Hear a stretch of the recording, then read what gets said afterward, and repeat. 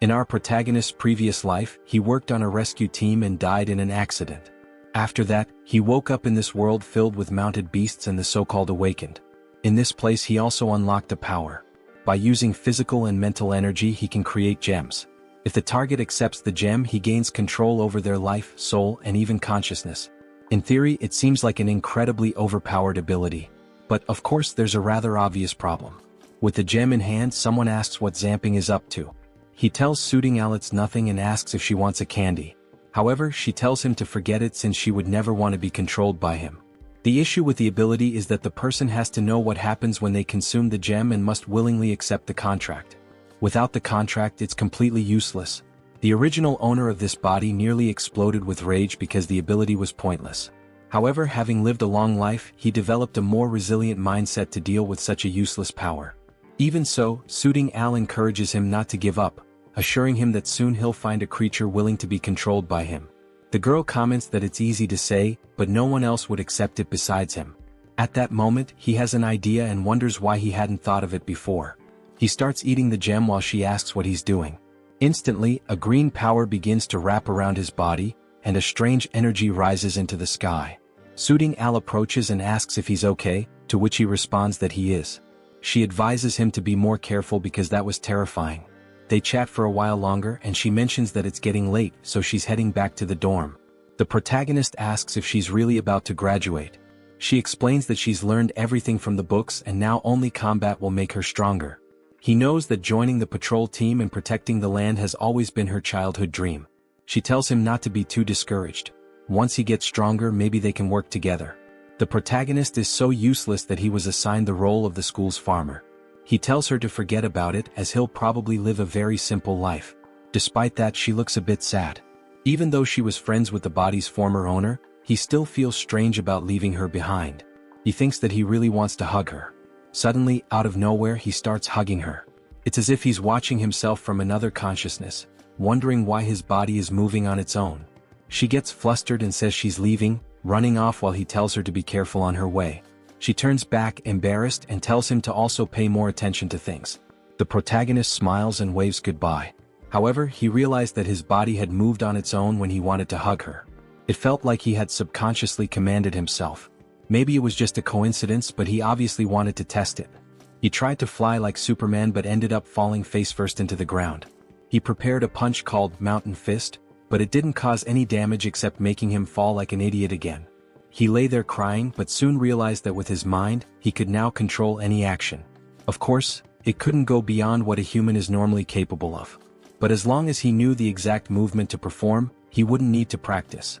In theory, if his body was capable of doing the movement, he could master any martial art without much effort. His biggest obstacle now was his physical fitness. But there was something else he wanted to check. The next morning, he slowly opened his eyes and found himself in the cafeteria, exhausted. His legs were aching terribly because he had ordered his body to wake up in the middle of the night and go for a run.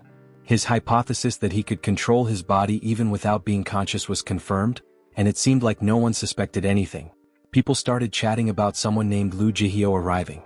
She greeted everyone brightly, and the protagonist knew she was the school's beauty. But suddenly he heard strange cracking noises and wondered what on earth that could be. Next to him, there was a creature with a giant fox-like face devouring someone. The girl seemed to be getting eaten, but no one said anything, as if no one but him noticed. Clearly this wasn't Lu Jihyo. Twisted and deformed, the creature approached Zhang Ping and asked if he wasn't feeling well. But at the same time, everything around him seemed normal. Yet she was obviously a creature trying to find out if he was sick. Zhang Ping repeated to himself to calm down. With a trembling voice, he said he was fine, just that he had some nightmares and hadn't slept well. He quickly stood up, saying it was time for his class and left. However, Lu Jihyo wondered aloud if she could smell fear. As he walked down the corridor, he questioned why there were mutated beasts in the school and why no one else noticed them. He hurried to the classroom, thinking he needed to tell the teacher right away. But when he arrived, he was hit with another shock. The teacher appeared to be consuming a girl lying on the floor. Obviously, he bolted immediately. He rushed up to the top floor and sat on a bench, feeling desperate. Something was definitely wrong and he had no idea what was happening. The only thing that had changed recently was that he consumed that stone and began seeing these beasts. And now, he wanted to eat another one, thinking that all of this might just be some kind of illusion. Once again, a green aura began to emit from his body, and a message from the system appeared, saying it was conducting an evaluation. The scenes he had previously witnessed started repeating. The illusion faded, leaving him breathless. Apparently, the system unlocked an analysis ability. At the moment, he was only a 3-star human with barely any talent. He also noticed something new: the contract gems had levels. One of the talents was absolute command, where the person had to follow his orders. However, at the same time, since he was also under contract, he had absolute obedience and couldn't disobey. He also unlocked the evaluation talent, which allowed him to understand targets better, depending on the strength difference between them. He figured this was connected to eating the gem. He started to analyze the situation. First, he became both the contractor and the contracted.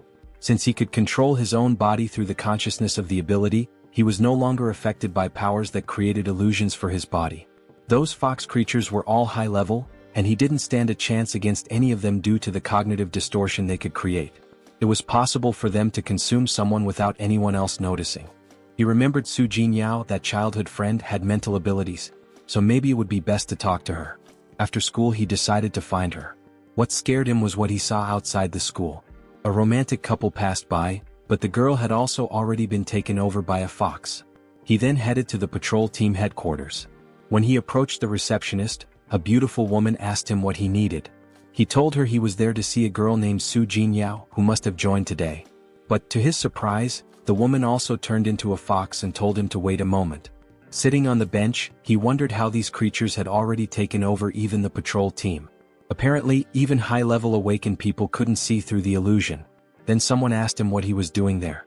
It was Su Jinyao, and Zhang Ping told her he was worried she might not be adjusting well and came to check on her.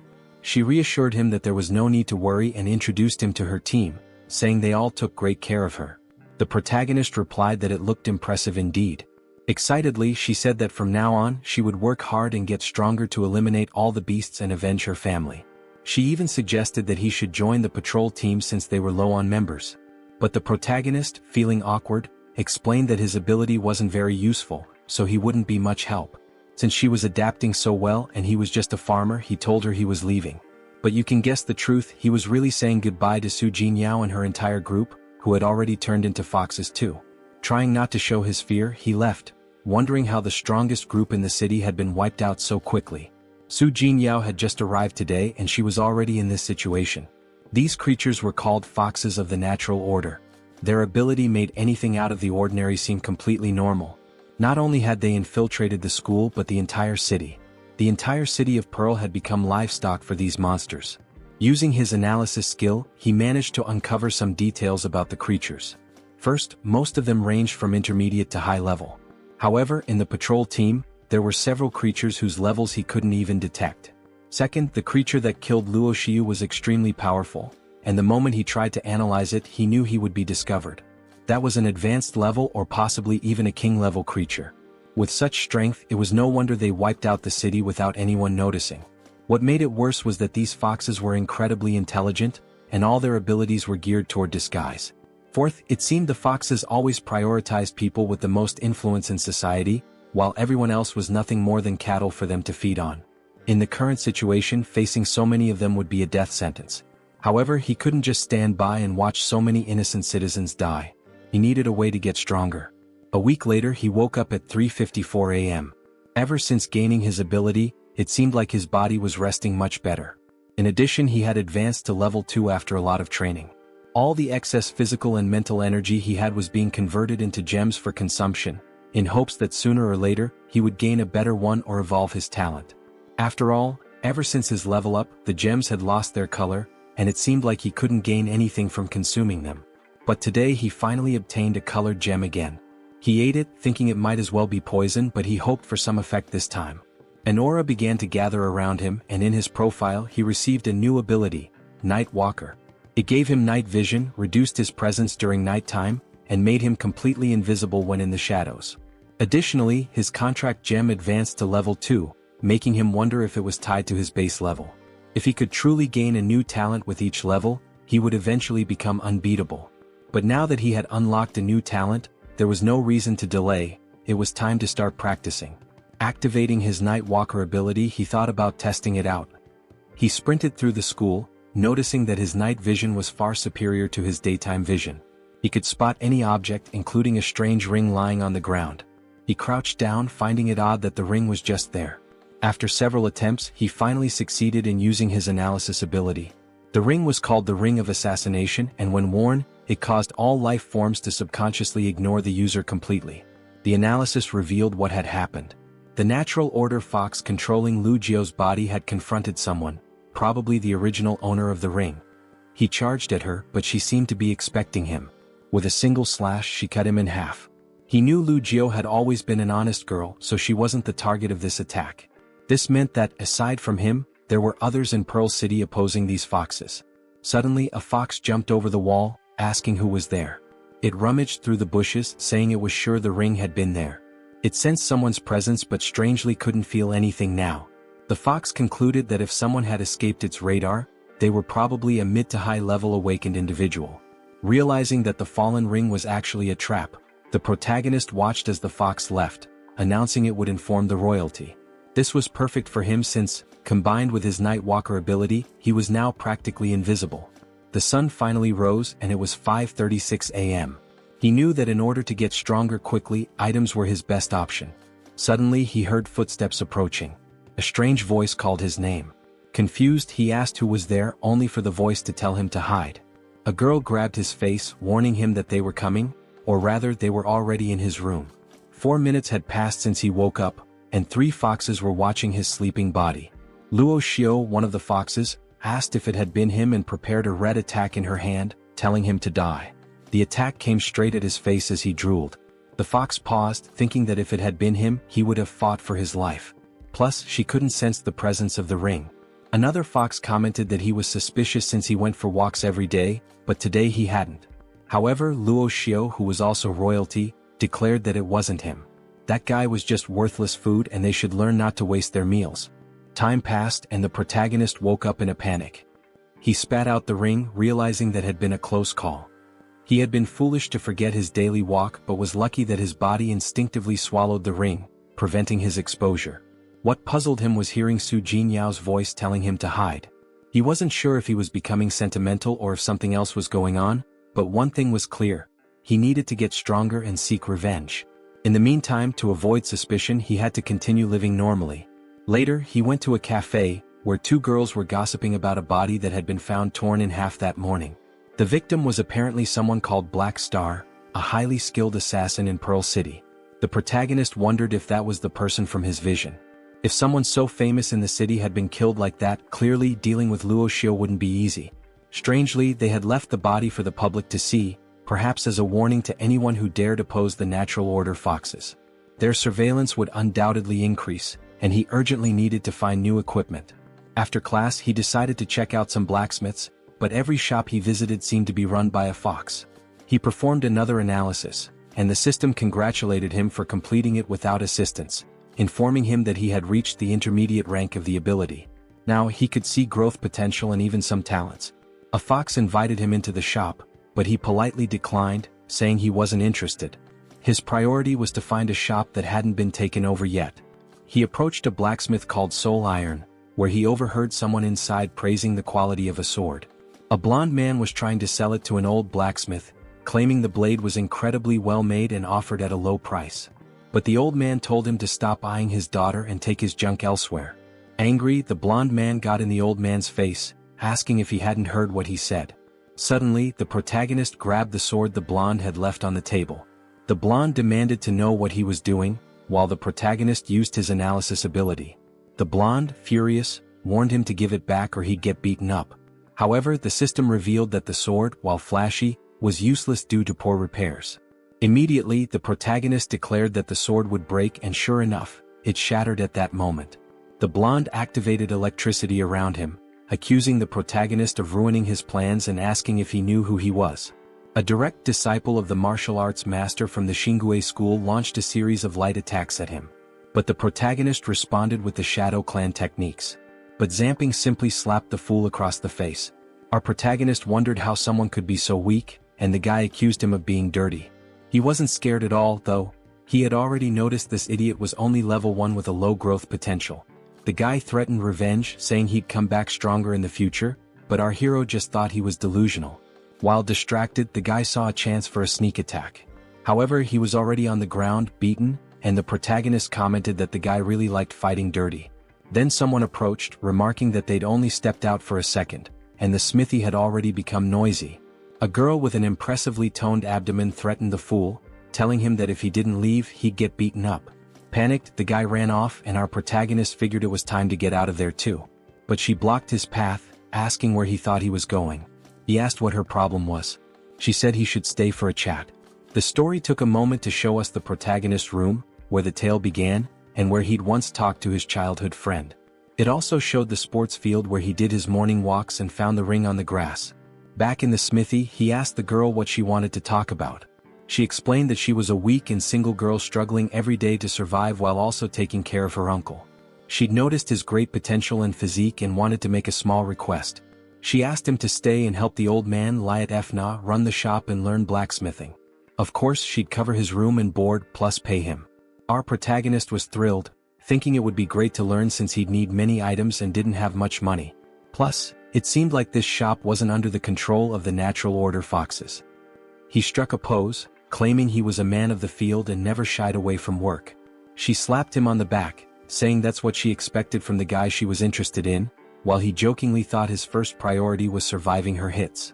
A few days passed with him working in the smithy. Someone told him to put more strength into his work and he asked if they were really allowed to do that. She reassured him, saying no one would come to check on them and told him to keep going. Obviously he was forging, right? What did you think? She was teaching him how to hammer materials, and then she told him to wait a moment while she fetched some molds from the storage. The coal for the forge was in a bucket, and he was instructed not to let the fire die out. The problem was there were several buckets and he wasn't sure which one to use. He came to the brilliant conclusion that if he threw all of it in, one of them would surely work. So he dumped it all into the forge. Suddenly the entire place exploded. Flames were everywhere. He was practically cooked alive and wondered if he had died. But a strange skull appeared on his chest, absorbing some of the power, and all the flames seemed to flow into his body. He woke up with one eye blazing. The entire area was covered in smoke and ash, but he didn't seem dead. However, his heart was burning and racing. Seeing that he was on fire, he used his analysis ability on himself. His growth potential had jumped to 4 stars. The more stars he gained, the more he could evolve his abilities. Evolving the skills he already had would further increase his potential. What he found odd was that most people had a limit to how much their growth could increase, so why was he awakening so much talent? This time he had awakened the Flame Devourer ability, allowing him to absorb fire energy and release it at will. He also realized that he'd consumed a level 3 gem earlier that morning, but the power had only been released after this accident. Suddenly the girl returned, asking what had happened. She noticed the scarlet scales were gone and explained that those caused explosions when thrown into the forge. She admitted it was her fault for not telling him. He apologized to Sister Kim Young, saying he'd pay for the repairs. She assured him that as long as he was okay, that was enough, and asked how he hadn't died, given how hard it was to extinguish a scale's fire. Furthermore, she noticed that he had successfully created the material, which required extremely high temperatures. As she poured the molten material into the mold, she remarked on his potential and said the Academy had underestimated him by giving him a low performance rating. He was good enough to join one of the 3 top organizations. He mentioned that he knew of the patrol squad and the investigation team, but asked about the 3rd one. She confirmed that there was indeed a 3rd organization in the city, but almost no one in Pearl City knew their name or what they did. She then asked if he needed any equipment and offered him a dagger if he didn't mind. Seeing its shine, he commented that it looked quite expensive. The high-quality dagger was called Lovely Tears and dealt extra damage to any creature below level 19. She explained that it was worth at least 100,000, which would be 3 years' salary for the fool. He joked about whether someone as poor as him, who earned just 3,000, could really walk around with something like that. She told him to consider it a reward for improving so quickly. She says she's heading out on a mission and asks if he's sure he won't return to the academy. He replies that she doesn't need to worry, he already submitted his graduation papers. She tells him to take care of the old man and not to let him open the shop. Our protagonist realizes that the foxes aren't interested in this place because it rarely opens, but with all the strange things happening lately, it might have caught their attention. Since it's nighttime, he figures it could be a good moment to take a look outside. There's a little girl on a swing nearby looking all cute. But of course she's actually a cursed fox with 4 stars of power. Interestingly, it's his first time seeing a level 3 fox. Both he and the fox are level 3, and with his new dagger and abilities he figures he can probably win. The patrol team had been wiped out, but the investigation team should still be fine. If he could deliver the body of a fox from the natural order to them, it might earn him some attention. Suddenly though, he's frozen in place and a voice asks if he's really about to attack a child. He's warned not to move or he'll lose his life. A woman tells him to drop his weapon, and he instantly knows that whoever she is, she's far stronger than him. She had even detected both his nightwalk ability and his assassin's ring. The voice then says that if he doesn't want to die, he should meet her at the orphanage training grounds, and with that she disappears. At least by sparing him, it's clear she isn't aligned with the foxes. He grew up in that orphanage and had always called that area the training grounds as a child. But the fact that she referred to it the same way means she either knows him or knows something about him. Not only did this person seem to be watching him, but she stopped him just as he was about to strike. If she summoned him there, she must have a purpose. Suddenly he hears a paw step nearby. A mutated beast approaches and he wonders what it's doing in that forest. It's a level 5 poisoned armored rat. Considering the level difference, he wonders if retreating might be a good idea. But then he remembers that with this dagger in hand he can win. Especially since the children at the orphanage would be in danger if they ventured out and saw this thing. Thinking about how much Sister Rosie and Kim Young trusted him, he decides he can't back down. Although he doesn't know how to fight perfectly yet, he's read plenty of stories about battles and has complete control over his body. Suddenly the rat jumps and starts rolling toward him. He quickly thinks of a way to defend and successfully blocks the attack. The problem is the creature keeps spinning and its armor is extremely tough. The beast ricochets and heads for a nearby rock. From there, it opens its paw and starts gathering green energy. Our protagonist treats it like a game, dodging every attack. Left, right, left, he avoids each blow. The creature's only weak spot is its eyes, as the rest of its body is covered in armor. Seeing the flames in his hand, he knows how to handle this. He charges toward the creature, dodging attacks. First, he plans to make a feint. He lands a strike, but the rat defends itself and rolls into a ball again. But now he's ready and says, "Don't get mad," as he throws a barrage of flames at the creature's feet. Taking advantage of the moment when its defenses are down, he strikes right at its center. A while later he levels up and gains some attribute points. Clearly, combat is the most efficient way to level up. What he finds odd though is the appearance of a rat in the middle of the city. It's highly suspicious. While thinking about the possibility of other creatures, something sneaks up behind him. In a flash, he feels like he's sinking into a swamp. And down he goes, flat on his back like a fool landing in a cave. A voice reaches out saying she'll give him 5 minutes. He recognizes it as the same voice from earlier. A girl appears, pointing an ice blade at him, and demands he prove he's human. He's confused, wondering how he's supposed to prove something like that. He was born human, so maybe that's proof enough? But then he realizes that if she's asking this, she must know that some beasts can disguise themselves. However, she can't identify him, which is why she's demanding proof. He asks her for some clues on how to prove it and suspects that the rat from before was one of her tests. She tells him he has 4 minutes left, and he keeps using his analysis ability. He's already tried 20 times and keeps failing. He tries again, 999 attempts, all failures, but then he reaches a higher level. He tries once more and finally the analysis works. Her name is Lu Sixen, a level 28 human from the Purging squad. He's never heard of this group, but it could be the third organization Sister Rose mentioned. She angrily tells him he has only 1 minute left to prove himself. He says that if she's calling the orphanage the training grounds, she must have grown up there too. The problem is he doesn't remember anyone named Lu Sixen from the orphanage. So he asks if she was Lu Turin or Lu Yosho. Maybe she was Xingyu or Tsishi. He gets a quick slash for talking too much. She says none of that proves he's human. But our protagonist suspects she's Lu Tsishi, given how she reacted when he said the name. She's 3 years older, and by the time he entered the academy she had already graduated. He needed a piece of information that only the two of them would know. He remembers a time when she taught him the earth-crushing fist, so he begins mimicking the movements she showed him back then. He says it looks like she really is Tsishi, but she interrupts, saying she'll ask the second question. She mentions she knows his ability is the contract gem, which was supposed to be useless. So, what has he been doing during this time and why does he seem stronger? He explains that 2 weeks ago he consumed the contract gem and can now control himself. This made him immune to any of the beast's illusions. And from what he's observed, there's a massive group of natural order foxes within Pearl City. He believes their entire tribe has already infiltrated it. She replies that a fox's basic talent is cognitive distortion and asks if he's telling the truth. He starts talking about the city's rulers, influential people, and even the weapons shop. All of them were natural order foxes. Even the girl on the swing in the park was one of them. She then tells him to wait there and says to someone named Jinbo, "Do you think this information is reliable?" Jinbo responds that they've never uncovered anything about natural order foxes inside Pearl City, but some investigations did point to something similar to that cognitive distortion ability. He'll send 2 people to capture the closest targets and they should be back soon. However, an explosion suddenly goes off behind them. 2 men fall to the ground and he asks what happened. A guy runs up, saying the crazy lady following them is the cafe owner. The moment they tried to ask her to come along, she started attacking everyone. Within seconds she's face to face with the leader. But the guy calmly prepares a fist and says, "Die." With little effort he lands a punch to her chest.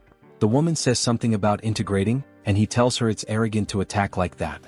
As the aura around her fades, she transforms into a fox, and the man says the boy's information seems to be legitimate. Finally they began to understand who the enemies were. He orders the team to be informed, and they'll start hunting these targets. Meanwhile, at Pearl Academy the lovely Luoxio is lying down looking stunning, except of course she's a terrifying fox. She and her friend seem to sense something. Without hesitation she jumps from the top floor. After all, with her distortion ability, it doesn't matter. She had just sensed that a girl named Yujiyu had been killed outside the city, and another had been killed in the business district. Who was managing to hunt them down so perfectly and avoid her detection. She obviously wasn't going to let this slide. Back in the dark space, the boy asks if she's verified the information. She says yes, but he still seems suspicious since he had gained this ability out of nowhere. For now they couldn't fully trust him, so he would only serve as an informant. She would be watching him secretly, and if he found anything he should get in touch. The boy agrees, saying he'd do whatever it takes to get revenge on those foxes. She tosses him an item, explaining that the jade comes in pairs. He has the cold one, and if he heats it, her warm jade will start to warm up as a kind of signal. Either way, she advises him to get stronger. There's no one who can guarantee his safety 100%. The boy is thrilled playing with the jade. He had always wanted to enter a martial arts school, but he never had the money. She tells him she'll talk to the organization to secure a spot for him. He excitedly thanks Sister Cece. Lately, the number of foxes in the city has been drastically decreasing, and the squad has been able to kill them all. He was lucky to have gained that ability at the right time and discovered the squad and her identity. Thankfully, everything was going well and the foxes were being eliminated. On top of that, he received $10,000, which was quite generous. A girl approaches and asks if he's interested in learning martial arts at the Beast King Academy. The boy agrees, wanting to check it out. This martial world is pretty capitalist, with every technique having its price in dollars. But the girl assures him it's worth every penny. The Beast King's martial techniques are highly valued in Pearl City.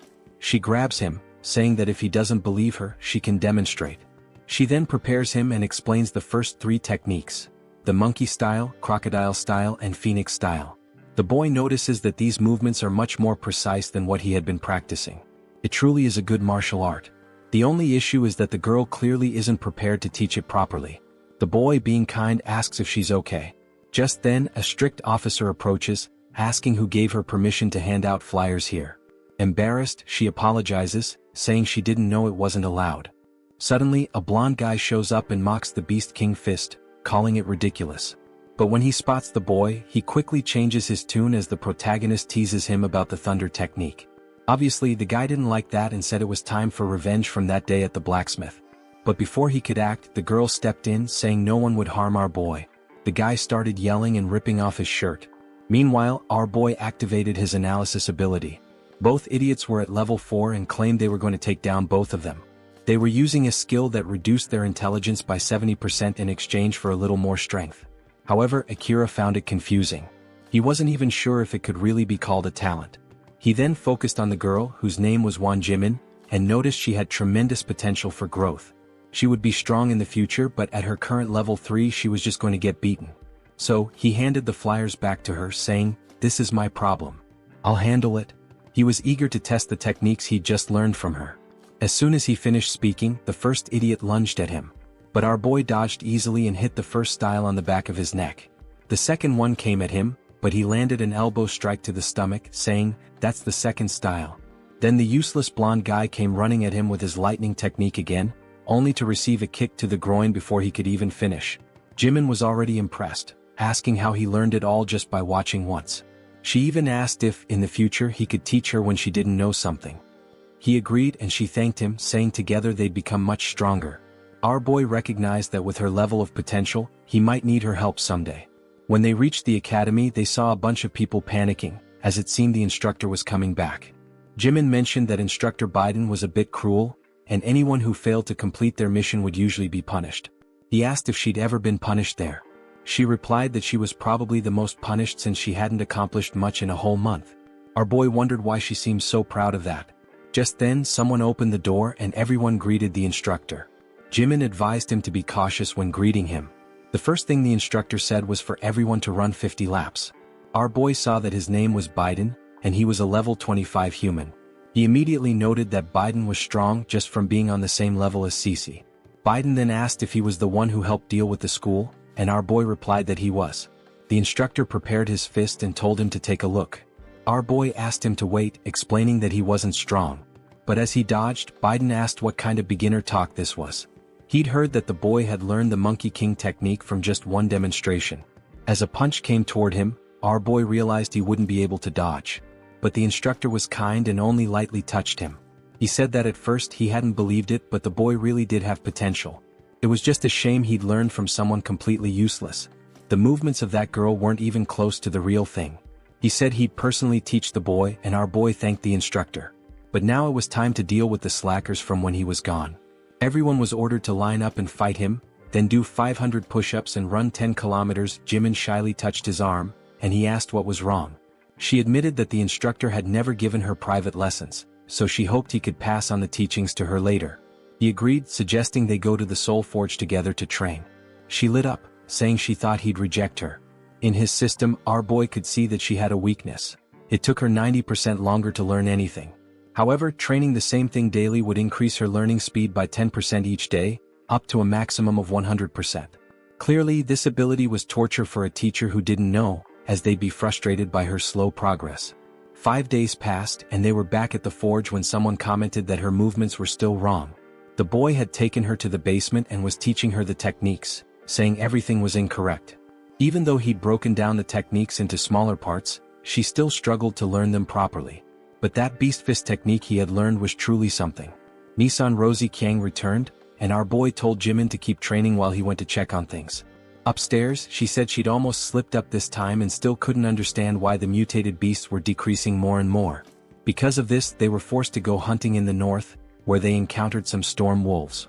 He asked if she made it out okay. Kiang said yes, as they used a technique to hide. The wolves attacked another group, and she took advantage of the situation to grab something valuable. She'd found a gem that allowed people to control the wind with their minds. He asked if it was a wind gem and she remarked how he seemed to know everything. With it, even a child could create wind blades. As they talked, our boy heard a voice saying to his brother that she was starting her training. Another mentioned the wind blade sword, and yet another spoke of Yu Shiwei's death, saying she was going to devour 2 more of them. With that, our boy unlocked another talent. But then he overheard someone talking about the 2 people inside the shop and recognized the voice as belonging to Natural Order foxes. They commented that those 2 would make a great snack. He wondered if they were really planning to invade the shop in broad daylight. Meanwhile, Cece was taking a bath and reacted quite calmly upon seeing that our boy was on the verge of dying. He wondered if she would arrive in time, especially since those foxes could enter at any moment. Rose asked what was wrong and if he had a problem. He turned to her and simply said that she should visit her uncle now that she was here, since he was always upstairs talking about her. She agreed and mentioned she would make dinner and buy some ingredients, but first she would take the gem. He handed it back and thanked her for leaving, as it meant she wouldn't get involved in all this. Then he rushed over to Jimin, who was practicing cluelessly. He told her to stay quiet and come with him. Just as they were about to leave, 2 foxes appeared, asking where they thought they were going. Our boy warned her not to get close, but she asked what her mom and dad were doing there. Oh boy. She told Zhang Ping that they were her relatives, so there was nothing to worry about. However, standing in front of them were 2 level 15 and 16 foxes from the Natural Order. They asked Jimin who the person next to her was since he looked scared. She explained that he was a friend from the martial arts academy. Suddenly, a dark space began forming around the 2 of them. They both jumped, yelling not to let the foxes escape, and Jimin seemed frightened. He told her to forget about them and hold on. The issue was that they seemed to be following him. Our boy shielded her from the attack, and they both fell to the ground as smoke rose.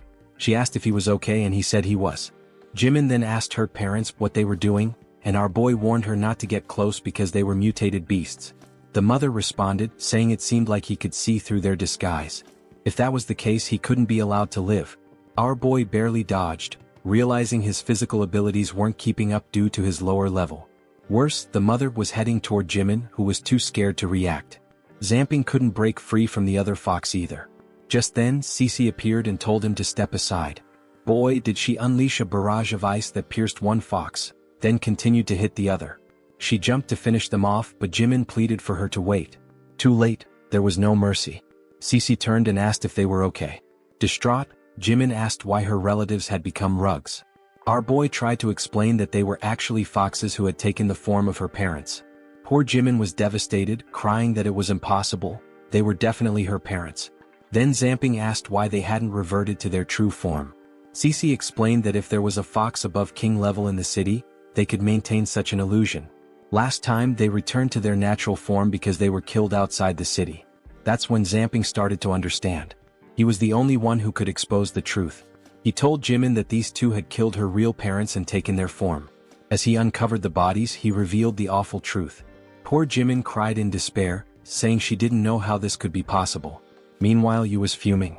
Every time she got excited about something, she remembered it was just a terrible fox illusion. She wasn't happy either.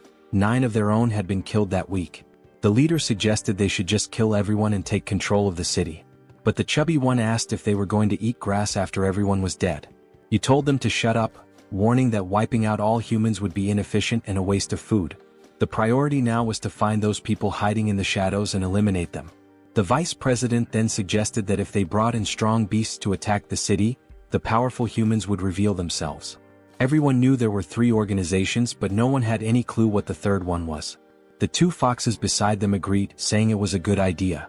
They stood up and told the mayor not to forget that he was still human, warning that if he did anything wrong, he'd be finished. Zemming needed to remember why he was still in that place. The fool fell to the ground, swearing he would never go against their highness. Back with Jimin, she slowly approached the pool of blood. Seeing what had happened, she wept for her mother and father, apologizing and saying she had never realized. Cruel Cece remarked that even if she had known, she wouldn't have been able to do anything. Jimin tearfully asked her to go easy on her mother, but then broke down, crying that she knew she was weak and couldn't learn any martial arts, which was why she had lost her parents. She believed she should have been the one to die. But our boy, ever the romantic, pulled her into a hug. He told her to listen, that this wasn't her fault. He had also lost someone important and he thought about them every day. Maybe if he had stopped her from joining the city patrol, she would still be alive. But he knows that even if he could go back in time, none of that would change. Joining the patrol was her dream, and there was nothing he could have said to stop her. Just like she couldn't blame herself for her parents' deaths, instead she needed to get stronger and protect those she loved in the future. Crying, she thanked Zhang Ping. At that moment, he vowed to kill the foxes for spitting blood in her face. It seemed the boys were more injured than they appeared. Sometime later, he began to open his eyes. She had already gotten over her parents' deaths. Yes, she had. She thanked him for being alive. He asked how long he had been unconscious, and Cece told him to stay still. Excited, Jimin grabbed his arm and said she wanted to become even stronger. Once she gained more power, she would help him take down those foxes. Then, Cece suggested that Jimin should live with Zhang Ping since her house wasn't safe anymore. Our boy heard Lu Xiu's voice talking about the king still sleeping and about Huan Zheming's place. He told Cece he had a lead on the foxes. He mentioned the vice president, and she said that if he had a connection, he had clearly betrayed humanity. That meant the king she was talking about might be the one amplifying everyone's illusion. If they were going out hunting, it was their chance to get revenge, and she'd need Zhang Ping's help to identify them. Meanwhile, Rose was cooking for the wind and starving. The scene shifted to the Purge Squad's base. A girl named Mani complained that Cece always wanted to boss everyone around and make requests. Chen Luo just observed without saying anything. They entered the meeting room where another dangerous person offered Mani a coffee. That base was a hazard, if you know what I mean, and it was time for the meeting to start.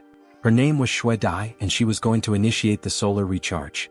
Another would start the black curtain, and the last one the light and shadow distortion.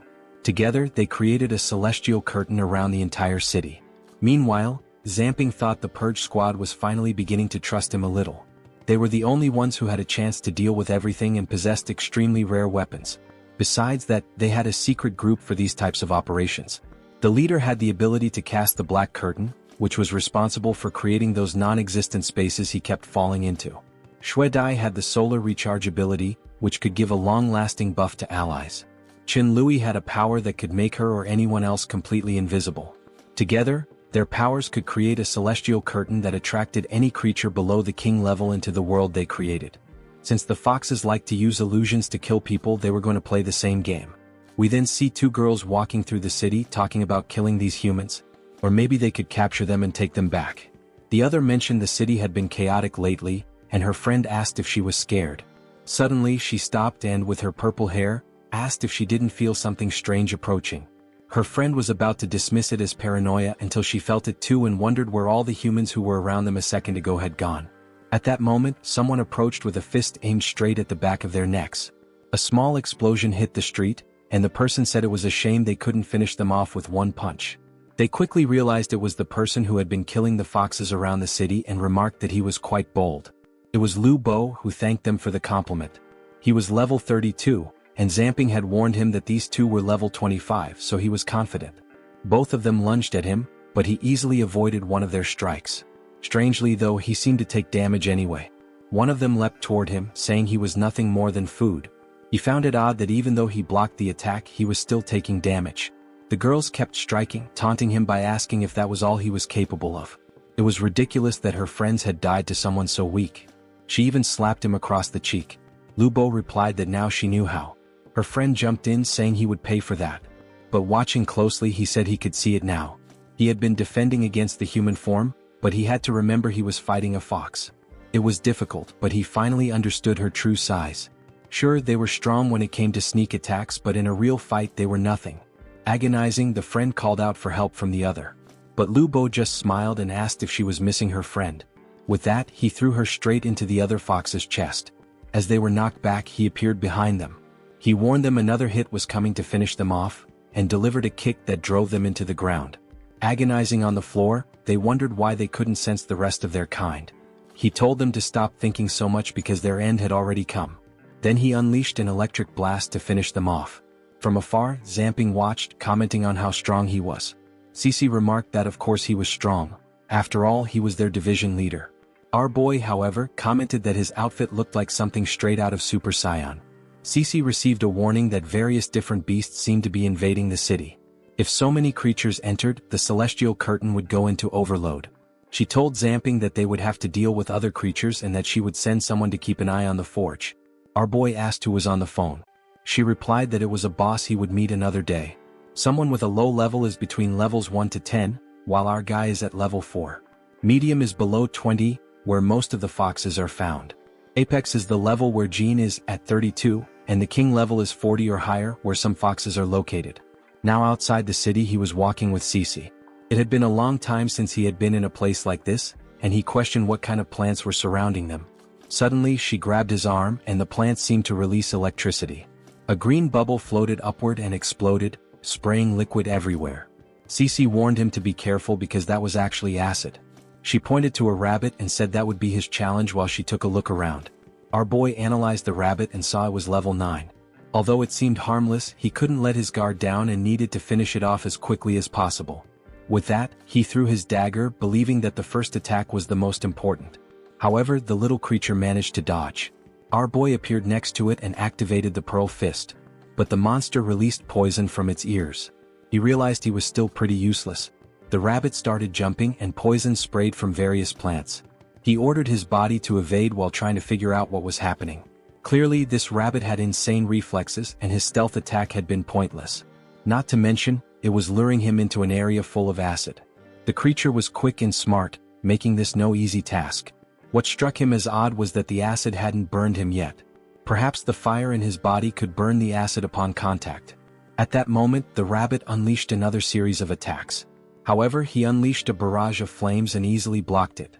Since the acid was liquid, it evaporated immediately. Our boy understood that was why Cici had told him to handle this. Even though these creatures were dangerous, he had a clear advantage. Just then the rabbit lunged and he didn't know why he wasn't being consumed. He began to defend himself, but he couldn't even comprehend what was happening. To make matters worse, the creature's claws were also coated in acid. The little brat had realized that fighting at a distance wouldn't work, which was why it had come closer. Now that he knew that, he would have to coat his body in flames to melt the acid off its claws. The problem was that his reserve of flames was limited. He dashed toward the rabbit, asking if it thought only it knew a few tricks. He tried to land some hits, but the creature kept dodging. Finally, he found himself face to face with it, declaring it wouldn't escape from there. He had surrounded it in a tornado of flames. The downside was that he only had 3 flames left in reserve. He stabbed at the rabbit, but it evaded and his reserve hit 0. But that was exactly what he wanted. He began to walk through the fire he had created and started absorbing it. With that, part of his reserve began to replenish. He ignited his dagger and struck the creature squarely in the back. The rabbit fell dead, but he realized that since he didn't have a level up, he probably still needed to finish it off. He went in and finished it with gusto. As a result, all his stats increased by 2 points. Strangely, he gained stats without leveling up. The system explained that it became harder to level up with each rank, and because of that, sometimes when he trained or killed enemies he only gained stats. But still, being level 4 made it so hard to level up. Poor thing. Just then he heard a strange sound behind him. A legion of those rabbits wasn't very happy. To make matters worse, he only had 2 flames left in reserve. Clearly, there were far more rabbits than he could handle, including some gigantic ones. Our boy thought at least he had enough to activate the pendant. With that, he took off running in a panic, calling for his sister to come save him. However, the creatures were clever and cut off his escape route. His back was filled with them, and it was obvious these brutes were coordinating their attacks. A wave of poison came his way and he wouldn't have anything to counter it. But just then, a wall of ice rose up and saved him. He already knew who it was. His sister had arrived to rescue the fool. She warned him that these bullet rabbits were in berserk mode, so he would have to deal with it. With that, she sent a wave toward them. The brutes were all expelled from the forest, being drowned. Now they were cute, weren't they, you little monsters? But man, she was ruthless. With a snap of her fingers, everything turned to ice. The entire wave became a pillar with the rabbits frozen inside. Cece said she had disappeared for a minute, so how did this horde of creatures show up? Of course, our boy replied that he had no idea at all. She responded that the worst part was that this didn't seem to be the end. Another legion was coming their way. But instead of attacking, they were head-butting and one of them was trapped. They didn't even care that there was a girl preparing a sword. It was as if they were all fixated on achieving a single goal. But of course, Cece wouldn't help those little brats when they die and turn adorable. However, she wasn't going to forgive them and quickly finished them off. Considering the whole gang wanted the one in the middle, she knew there was something inside that body. She placed her hand on it and told it to release. With that, the entire ice shattered along with the creature. Inside, she found a spirit control pill. Our boy asked what it was and mentioned that it smelled nice. She explained that some organizations could control mutated beasts with it. Normally this was done by a clan of tamers called Zoo. Apparently, after so much time they were finally going to show up. This pill releases an extremely strong scent that only medium-ranking beasts can detect. It causes them to want to consume it, making them follow the target. The beasts that consume it lose their minds and begin to lose control. However, somehow the Zoo clan manages to control these creatures, which remains a mystery. She destroyed the pill, saying it wouldn't be digested, so another beast would end up consuming it. However, it was clear that there was some connection between these beasts and this pill. They would have to investigate to find out if the Zoo clan was responsible or not. But first he would stay there training with her outside the wall. What they didn't know was that a hooded figure was eavesdropping on their conversation. Our boy knew it as soon as she attacked with a blade. The strike sliced the tree in half, but the fool had already escaped. He asked why she had done that out of nowhere. She told him to forget it while wondering if she was imagining things. A week passed and all the foxes in the blacksmith area had gathered. The marvelous Luisayu, who was actually a horrid fox, said it was good to know. The attacks from beasts were indeed becoming more frequent, and she wondered if it was Zemming's doing. However, she wasn't going to depend on him. It was time to make her own move. She then announced that as many new humans had discovered a way to free themselves from mental control. Most of the foxes had disappeared from the blacksmith region, so they would all head to that area. Their plan was to go there and spread chaos, making it seem like they were acting impulsively. This was because she needed to see who would show up so they could eliminate everything. Meanwhile, in the forest, the foolish little bunny was just standing there. Until our boy sneaked up behind it. Since it was night, he was using his evasion ability and struck without mercy. He had been hunting these damn bullet bunnies for a week and had already reached level 6. Moreover, he had grown accustomed to all their attack patterns. First, he easily neutralized their long-range attacks using flames. Usually they covered themselves in steel and attacked or tried to flee. Since the acid was flammable, it made it even easier to eliminate those who were covered. Additionally, he was using the scarlet scales to recover his energy. In this way, the flames he expended never ran out. This was the technique he called Flame Devourer. Or rather not, because that name was incredibly cringy. The problem was that he had already used up all the serpent scales he had collected. But with so many kills at once, it should be enough for him to level up again. Finally, our boy reached level 7 and was all excited. The contract gem advanced to level 5. He thought it was connected to his level, but unfortunately from 4 to 6 he hadn't gained a new one. He was eager to see what power he would gain this time and really hoped it would be something related to combat. However, at that moment one of the rabbits seemed to change expression. It took on a dark form and a purple aura began to emanate from it. Zhang Ping was confused as that little brat was supposed to be dead. But since that was the case, he would use the last fire he had to finish it off. He lunged in its direction. He laughed, saying it seemed to enjoy coming right at him. However, when he stabbed, the creature grabbed his hand and managed to dodge. He realized it seemed to be a spiritual creature and wondered if it was the avenger of the rabbits. However, he didn't care as it slashed him, telling him to die. The creature was wounded and fell to the ground. Our boy wondered since when those damned rabbits had a technique like that. He began searching for a spirit control pill. He found the strange purple object but had no idea what it was. He started using various analyses but they all failed. He kept trying until finally the analysis worked. It turned out to be a nether essence coming from the testicle of a black goat. Once again he pushed for the analysis to see a memory of this item. He finally managed to see the black goat fighting against a horde of creatures. Man, that creature was facing 1 against 30 and easily started decimating all the other creatures. Or maybe not. The creature managed to bite it. With that, it seemed both had died. He felt that this orb had some kind of effect, but he didn't know how to activate it. Not to mention the place it came from was pretty disgusting. He told himself he was an insignificant and useless insect who didn't have the luxury of choice. Man, that was a heavy personal insult, but he consumed it. With that, he felt the shock. He began to scream, obviously because he didn't understand what was happening. Suddenly, he remembered the moment he embraced Jingyao and how she became a fox right after. She had told him that no matter what he encountered in the future, he needed to survive. He said she didn't have to worry because he wasn't going to die, not before killing all those damned foxes. He then gains the body of Nether, which allows him to convert people's fear into Nether energy. Each percentage generated a manifestation that represented 10% of his current attack power. With the energy recharged, he would unleash an attack with 1000% power. That was a perfect ability not only for offense but also for defense. And the most impressive part was that his growth potential increased by 3 stars just from this. Indeed, this Nether body was more powerful than he had imagined. However, suddenly he begins to cry. Even he doesn't understand why he is crying like this. He doesn't know if it's sadness, pleasure, or regret. But soon he will take revenge for Jingyao. At that moment, a few guys carrying some things approach him. They ask if the kid is okay, and one of them tells the other to leave him alone since it's not their business. However, our boy starts to stand up with the hour of darkness and says that he's fine.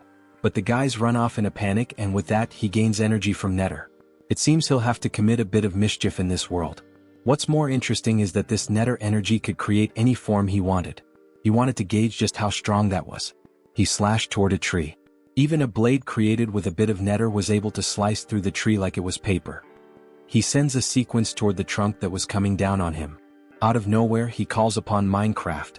He makes a small shield that costs 10 and manages to defend against everything. This would be his trump card to defeat those high-level beasts. Suddenly, Cece appears behind him, shouting for him.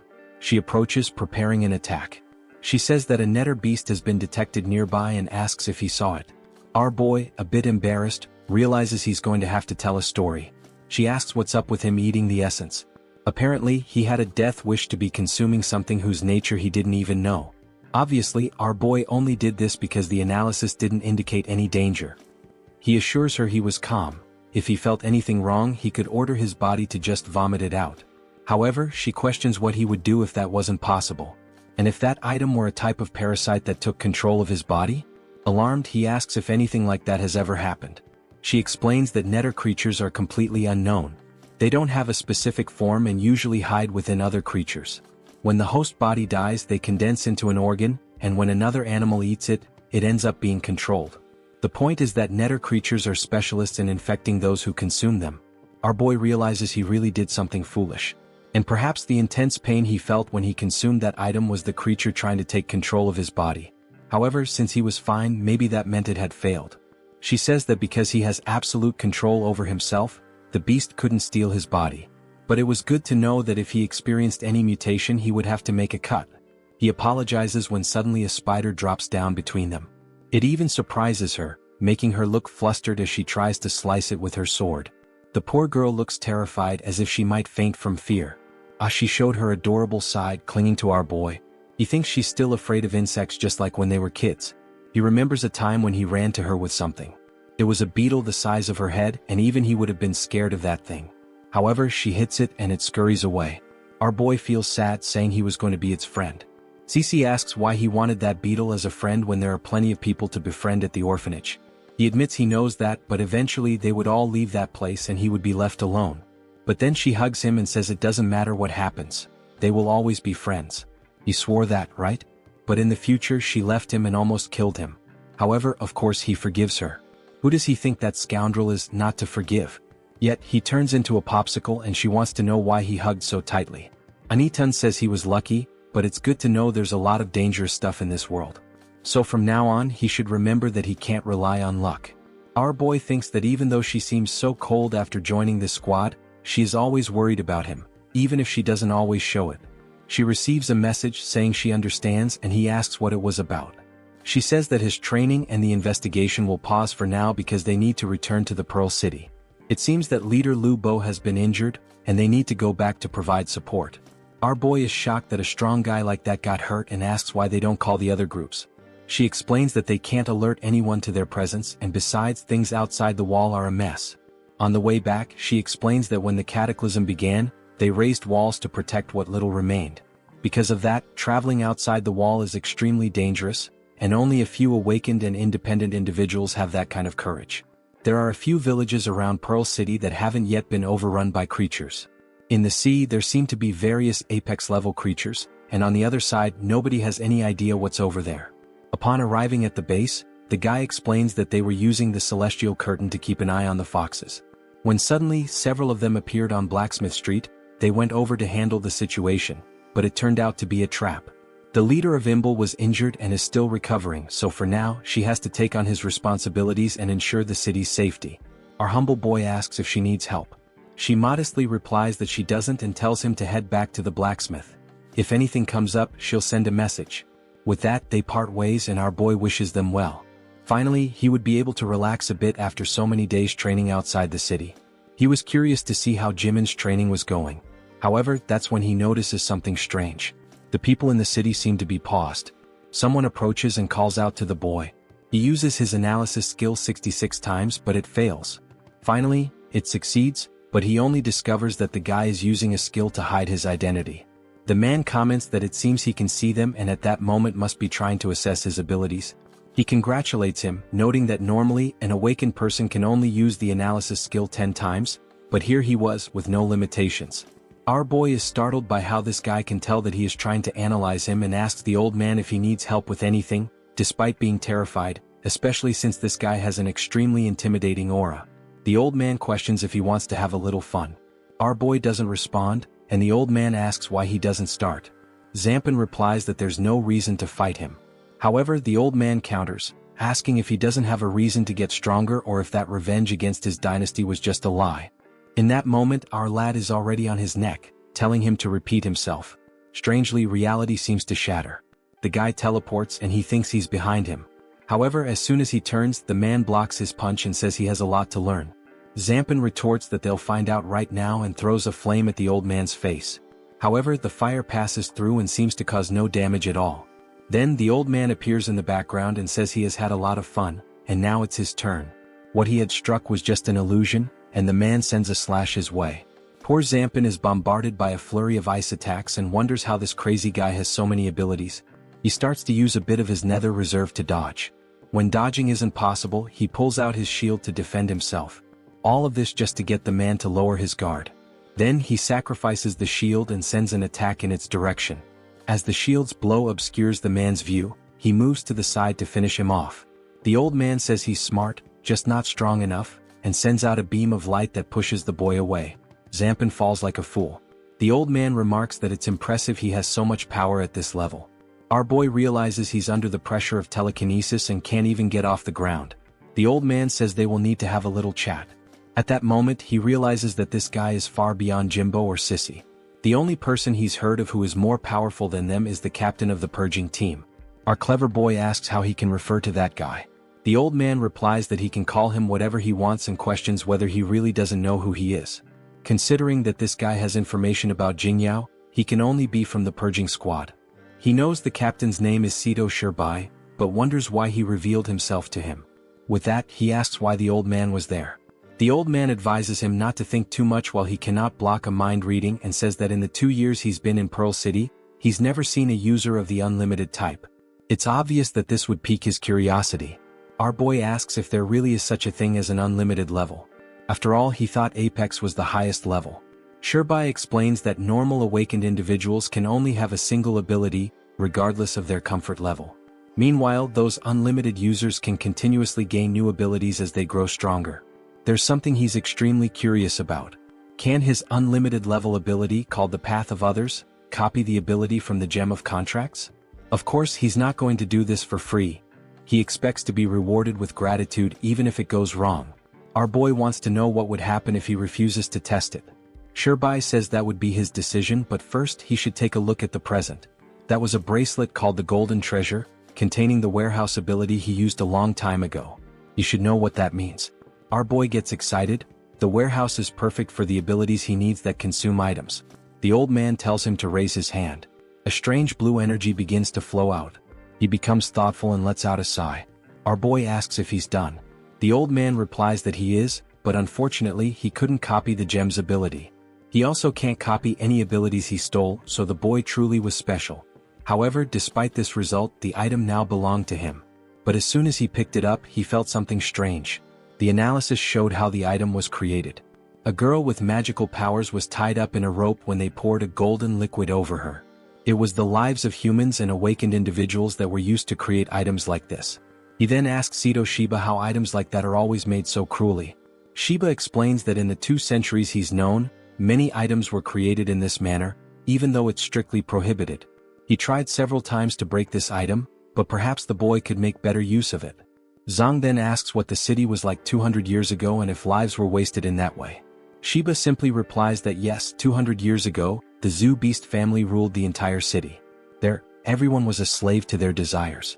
Men worked all day just to have something to eat. Beautiful women were turned into playthings for the masters, and those with any potential underwent brainwashing to become tools. Anyone who lost their usefulness was used as food for the Zoo family's creatures. Awakened individuals with rare abilities were turned into ingredients for certain equipment. After the Zoo family committed so many crimes, a revolution began. After years of fighting, the Zoo family was finally brought down. Our boy says he understands this story and Shiba asks if he wants to know anything else. Zhang replies that Shiba seems really strong, so why doesn't he go alone and deal with the fox leader? Before he starts explaining, Shiba hides the entire conversation from the world and clarifies that it's not that he doesn't want to, but rather that he can't. He must have the impression that the defenses of the city are weak since they were invaded by the foxes. But in reality, Pearl City's defenses are incredibly robust. The patrol and investigation team can easily locate any beast approaching. With that, the signal is given to the Purging squad, who are always prepared to deal with any of those beasts. Furthermore, the city has an artifact called the Pearl of the Sun and Moon, which ensures that any creature within the city has a maximum power level of 40. So even if a king invaded, he would have Apex level power. Without a doubt, he truly is the strongest Apex that exists. The problem is that even knowing who the enemy is, they don't know who is behind all of this. Zhang Ping questions whether he's suggesting that there's a traitor among them. Shiba explains that the lord of the city has gone missing, and apart from him, few people can control those artifacts. Some remnants of the Zhu family exist in the shadows, harboring anger over the end of their reign. They managed to deactivate the Pearl of the Sun and Moon and open the gates for those celestial foxes. It seems all of this was indeed because of them. Zhang Ping then questions why they don't eradicate these fools. Shiba tells him that they have been trying to eliminate them for over 100 years. However, there's always a seed that regrows. They probably have many connections after being around for so long, ones they aren't even aware of. Our boy understands that this is why the fox invasion never made sense. What could the true goal of the Zhu family be, and was the lord alive or dead? Moreover, why have they recently appeared to be stirring up all the beasts around? That's why Shiba has been so cautious, because if he were to die, the city would lose its greatest weapon. Even worse would be if he were somehow captured and controlled. That would truly be the end of Pearl City. Srita Shiba then says that he can't copy the boy's ability, but they still need him, and asks Zhang Ping if he's willing to join the Purging squad. Obviously, at that moment, our boy shakes his hand and states that he's definitely in. Meanwhile, at the Soul Iron Forge, Jimin asks Rose why she has been repairing so many pieces of equipment lately. Rose replies that she's just trying to make the best use of her free time. Jimin then asks when Zhang Ping will return, since it has been a few days since he left. Rose mentions that it must be all this longing that has been making her so distracted. Jimin insists that it's not that, it's just that during the day she has no one to help her train. She wonders how he is doing outside the wall and if he has encountered any danger. Rose says that talk sounds just like a girlfriend. Apparently she can't help but think of the boy. She turns to the barrel and says she'll stop teasing her, but warns her not to worry because the creatures outside the wall are all marked. So as long as he stays in the right areas, he will be safe. Jimin then questions if there are other villages outside Pearl City that they can access. Rose replies that yes, there are a few, but they are quite backward and xenophobic. Most of them still worship beastly gods and make sacrifices to them. So if they happen to encounter one of those any day, it's best to run away. Jimin asks if they are human and if they could just communicate with them. However, Rose warns her to be careful with that thought. They are actually far more dangerous than the beasts when it comes to the outside world. Some of them wear frightening masks and you can never see them coming. At that moment, Jimin asks if it's like that thing appearing on his back. Rose replies that yes, it really looks quite similar. That's when she realizes the thing is actually there. Our boy shows up like a fool, scaring the girls. Man, but Rose doesn't hold back. She gives him a swift kick in the groin. Oh boy, your little plan just went down the drain. A few moments later, our guy decides to pretend nothing happened and tells Miss Rose that that was a bit cruel. However, she wants to know who he is. Our boy removes the mask, saying it's him. Both of them are feeling a bit embarrassed for playing around and scaring each other. But then Peggy makes a playful comment about his hair, calling him a scoundrel for going out and coming back just to scare them. Our boy mentions that he heard them talking about some scary villages and decided to play a little prank. She asks if he finally finished his training, to which he replies yes, and that he'll be hanging around the walls for a while. She says that's perfect because she found some clues about someone named Shanshan. She wanted to go to the city, so it's good he stays here to take care of Jimin and her uncle. Before he can say anything, she tells him to go enjoy himself because someone's been missing him and wants to know when he'll be back. At that moment, Jimin dashes out, saying she wants to go back to her room because it's late and she needs to rest. But she stops in front of the door, calling for our boy, who looks a bit confused. Then she turns around with a smile, saying she's happy he returned safely. For Zhang Ping, this was the first time he felt at home since all of this began. He even gets startled by the old man, who asks why he's wearing that foolish grin. The old man tells our boy to inform Miss Rose that the old guy is extremely sick and that she should stop going out of the city. Our boy asks if that's true, and the old man hits his head, telling him just to stick to the plan. Zhang Ping asks why, and the old man explains that Chan has been missing for a long time. So something cruel could have happened. He knows that the Ford is his daughter, but with her taking so many risks, she's bound to find something bad too. That's why he's going to act like a fool to prevent her from taking such risks. Our boy feels a bit awkward with the old man's plans. The old man tells him to just follow the script. That girl is extremely loyal, and if she finds out he's a little worse off, she'll stop taking as many risks. He warns that our boy has a real talent for forging. His daughter is good, but she never put in much effort or wanted to. So in the coming week, he will be the one to truly teach our boy the essence of forging. Although it's not a super secret technique, it is a unique skill of the Liu family, so it's best to pay attention. Excited, Zhang Ping says he won't let them down. Suddenly he hears a voice calling his name, saying it's her. It was the spirit of Jingyao, telling him to keep going because she's waiting for him. Once again he feels confused about why he has these hallucinations. Just as the old man planned, his daughter stayed longer in the city, and Zhang Ping began learning the techniques. He claimed he had a lung disease from smoking so much, and his son told him to quit. Meanwhile, our boy has also been practicing with Nether to create much more precise forms with the energy. Jimin finally mastered the 3 basic styles of the Beast King. That night he heard the voice of Sun Diao. He felt something familiar, and just to be sure he contacted the Purging squad. He asked Shirbai if he's sure there aren't any more foxes around the blacksmith district.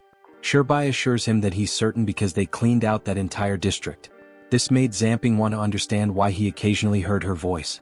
What if Sun Diao wasn't really dead but was waiting for him somewhere out there? Perhaps in revenge, seeking answers for him to unmask the one disguised as her. The scene shifts to 3 days later. A man approaches a door and places a metal bar on it. As he opens it, he sees a girl sleeping.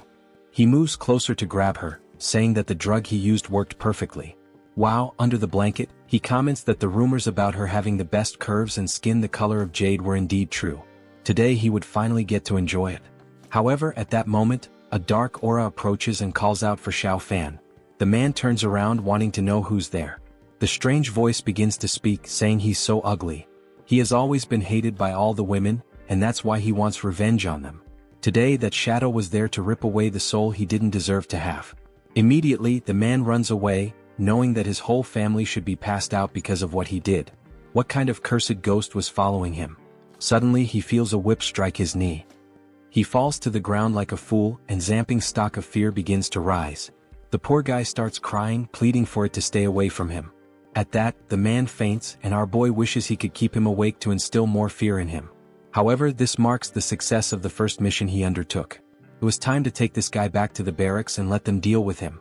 This guy's ability is pharmaceutical mastery, which allows him to create extremely potent drugs. Our boy sees some flashbacks of the things this man has done. Obviously what he was up to is exceedingly clear. Using the drugs he created, he harmed numerous women. Seeing that left our boy frightened, and suddenly the man began to awaken on the ground. He turned to launch an attack, but it seemed he came into contact with an aura. At that moment, Zhang Ping turns to smoke, and the man wonders where that cursed fool has gone. But our boy just says today he dies. The man asks why the poison he threw isn't working. Seconds later, he sees a little hand flying through the air. Zhang Ping says he'll receive an attack for every person he harmed. In a style reminiscent of Saw, things were about to begin. With that, he started taking hits without being able to react, beginning to agonize in despair. A long time passed with the man saying he was insane. He said he should have been dead already and claimed he wasn't normal. Our boy replies that with today's technologies, he could still be saved. He points to a door and says that if he makes it there, he'll let him walk out alive. Shelfin gets excited at the chance to survive, already thinking that when he recovers he'll take care of this kid. There were many girls out there he still hadn't had his fun with. All he had to do was pass through that door and he would survive. However, when he stretches out his hand, the door won't open. He starts banging, wanting to know why it wouldn't budge. Our boy approaches him, saying that apparently he can't even open a door. Even after receiving this great chance, he messed it up. Then our boy gives him a little whip on the back. With that, our boy manages to level up. He had always thought that killing the foxes would be enough to bring peace to Pearl City, but he realizes it's not going to be that simple. There are people like this man who don't deserve salvation. Thank you for watching. Don't forget to subscribe to the channel so you don't miss out on upcoming videos. Leave a like if you enjoyed it and share with your friends. See you in the next video. Bye for now.